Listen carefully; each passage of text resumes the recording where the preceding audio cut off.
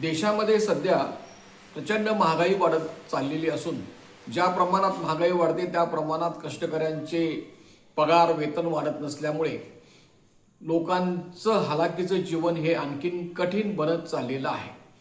महागाई कमी होण्याची शक्यता नाही। पेट्रोल डिझेलचे दर वाढले, आता त्या पेट्रोलमध्ये इथेनॉल घालून आणखीन एक गोंधळ बोंबाबोंब सगळी सुरू आहे। हे एका बाजूला चालू आहे, दुसऱ्या बाजूला आपण पाहतोय की देशातल्या सर्व उच्च परीक्षा पद्धतीची वाट लागलेली आहे।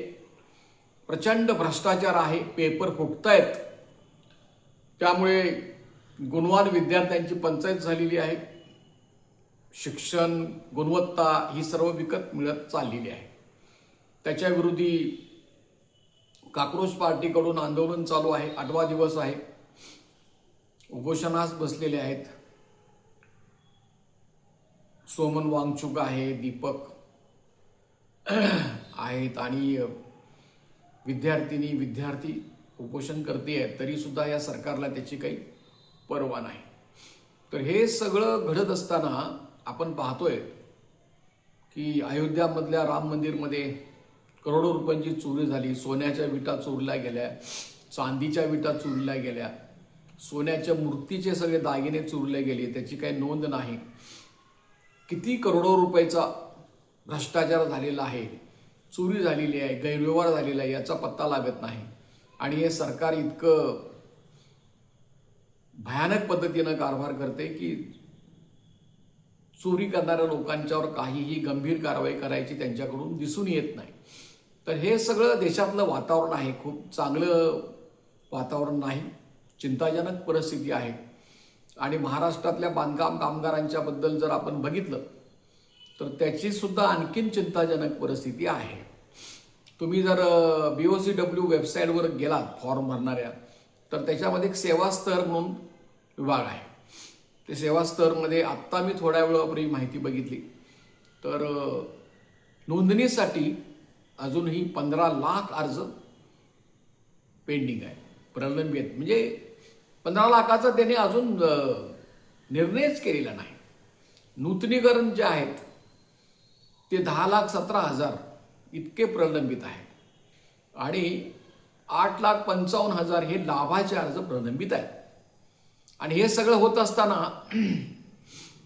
त्यामुळे एकूण नोंदणी जी आहे त्यांनी सगळं कपात करायचं चालू केल्यामुळे एकूण नोंदणी घसरत चाललेली आहे। दररोज जशी मुदत संपते तसं नवीन त्याची नोंदणीला एक मान्यता मिळत नाही, नूतनीकरण होत नाही, नवीन नोंदणीसाठी अर्ज टाकला तर तो असा पेंडिंग आहे। त्यामुळे हळूहळू त्यांना जी कमी करायची आहे, कपात करायची आहे, ती सगळी कपात सध्या सुरू आहे। इतकी वाईट अवस्था आहे की कामगारांच्या दृष्टीने इतकं चिंताजनक वातावरण आहे की फेब्रुवारी 25, फेब्रुवारी, मार्च, एप्रिलमध्ये जे अर्ज मंजूर आहेत म्हणून अर्ज मंजूर केले म्हणून कामगारांना जे मेसेज आलेले आहेत त्याचे सुद्धा पैसे त्याने अजून पाठवलेले नाहीत।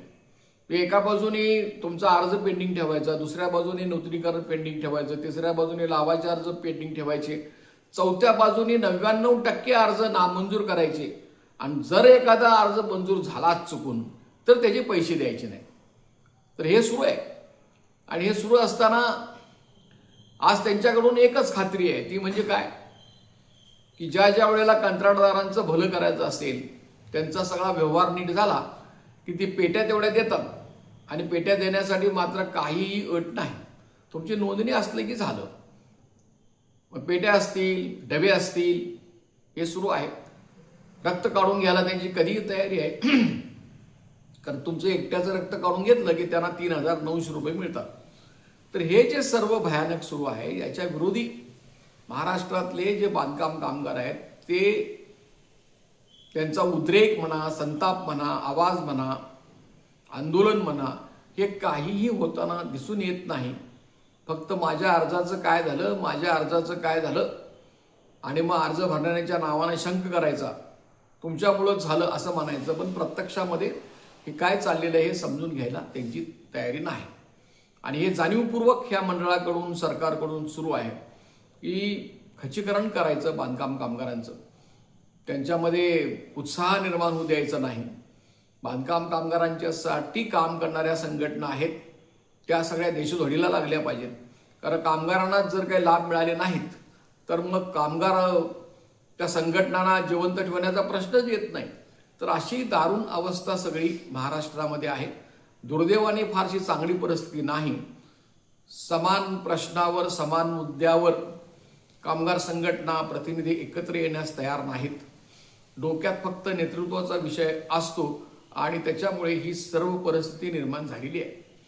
तर त्याच्यासाठी या प्रसंगाला अर्थात तोंड दिलं पाहिजे. आपण सतत असा प्रयत्न केला पाहिजे की संघटित व्हायला पाहिजे, संघटित होऊन काही प्रयत्न केले पाहिजेत. मग छोटे प्रयत्न असणार आपण ते करायला पाहिजे. आता लाखो कामगार, लाखो विद्यार्थ्यांच्या वतीने 7 ते 8 जणच उपोषण करतायत ना दिल्लीमध्ये, पण ते सगळ्या जगामध्ये त्या उपोषणाची दखल घेतलेली आहे.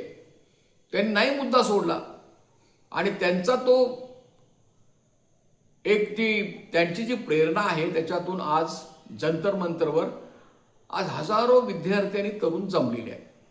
तर आंदोलनाचा मार्ग घेतल्याशिवाय, आंदोलन केल्याशिवाय पर्याय नाही अशी परिस्थिती आहे. दुसरा एक प्रश्न असा आहे की हे सर्व करता करता घरांच्या प्रश्नाबद्दल आम्ही यापूर्वी मांडणी केलेली आहे. या काळामध्ये सुद्धा काही घरांचे प्रश्न आपण सोडवू शकतो. आम्ही सांगली जिल्ह्यामध्ये मिरज येथे समतानगरमध्ये आतापर्यंत भीमपलास प्रोजेक्ट जो आहे घरकुल संकल्प, त्या ठिकाणी 90 बांधकाम कामगारांना 4.5 लाख रुपयाचं अनुदान आम्ही मिळवून दिलेलं आहे. आणि तो प्लॉट फ्लॅट फक्त 6 लाख रुपयाला 90 लोकांना मिळालेला आहे. दुसऱ्या फ्लॅटचं बुकिंग बांधणी सुरू आहे. त्या ठिकाणी 12 जण आहेत आणि त्या 12 जणांच्या पैकी त्यांना सुद्धा 10.5 लाख रुपयेपर्यंत तो फ्लॅट पदरात मिळणार आहे. अनुदान सोडून अनुदान त्यांना सुद्धा 4.5 लाख रुपये मिळणार आहे. आता या समतानगरमध्ये भीमपलास 100 फुटी टच जे त्यांचे 13 फ्लॅट्स आहेत, जे कमर्शियल म्हणून वापरता येतात किंवा घरासाठी म्हणून वापरता येतील. तुम्ही जसं रूपांतर कराल तसं तयारी आहे. आज मिरजमध्ये त्या ठिकाणी एका फ्लॅटची किंमत तशा व्यापारी साईडच्या या 25 लाखापर्यंत आहे. परंतु सामाजिक दृष्टिकोन त्या बिल्डर्स यांचा असल्यामुळे त्यांनी आमचं सहकार्य घेतलेलं आहे आणि त्यांनी आमच्याशी चर्चा करून फक्त 12,20,000 रुपयाला एक फ्लॅट देणार आहोत.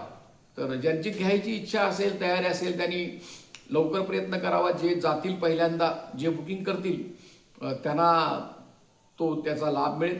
बुकिंग प्रोसेस प्रक्रिया जी आहे तर कागदपत्राच्या खर्चाची जे सर्व बिल्डर्स आहेत त्याप्रमाणेच ती आहेत. गोखले इन्फ्रास्ट्रक्चर कंपनी जी आहे ती नावाजलेली कंपनी आहे मिरजमधली आणि सर्व योग्य पद्धतीनं कामकाज चालतं. तर तुमच्यापैकी सुद्धा ज्यांना शक्य असेल त्यांनी ते फ्लॅट्स घ्यावेत. आणि तिसऱ्या बाजूने आम्ही घरांचे प्रयत्न जे आहेत प्रश्न ते ग्रामीण भागामध्ये त्यांना व्यक्तिगत अनुदान मिळवून देऊन त्यांना त्यांचं घर उभा करणं हे सुरू आहे. काही ठिकाणी समुदायाने कोऑपरेटिव्ह तयार करून त्याची प्रक्रिया 3-4 ठिकाणी सुरू आहे. तर अशा पद्धतीने जरी हे सगळं त्यांनी मंडळाचं सगळं ठप्प केलेलं असतं, म्हणजे मंडळाचं नरडं आता त्याने दाबलेलं आहे सरकारनं आणि वर आनंदाच्या उकळ्या फुटतात त्यांना विधानसभेमध्ये भाषण करताना. बघा आम्ही किती कामगारांचं भलं केलं. 3,000ची भांडी देऊन कंत्राटदाराला 11,000 रुपये देतात आणि कुणाचं भलं झालं ते आपणच बघायचं. तर असं असल्यामुळे की तुम्ही सर्वांनी या प्रश्नाबद्दल विचार करा आणि आम्ही आपल्याला एक निवेदन पाठवून देत आहोत उद्याला. ते निवेदनसुद्धा आपण सर्व ठिकाणी पाठवून द्यावे आणि प्रयत्न आपले सुरू ठेवावेत. लवकरच संघटना उभा राहील अशी अपेक्षा मी व्यक्त करतो. मी शंकर पुजारी, माझा मोबाईल क्रमांक आहे 9960499366. न्यायालयामध्ये केसेस सुरू आहेत. 4 केसेस आता आमच्या वतीने सुरू आहेत.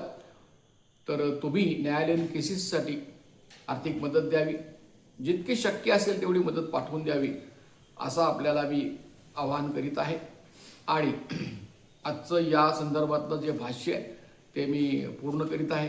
हे यूट्यूब चॅनल आहे ते तुम्ही जास्तीत जास्त विनामूल्य असल्यामुळे सबस्क्राईब करा, लाईक करा, फॉरवर्ड करा, एवढी विनंती करून मी आजचं भाष्य पूर्ण करीत आहे. धन्यवाद. जय भीम. लाल सलाम.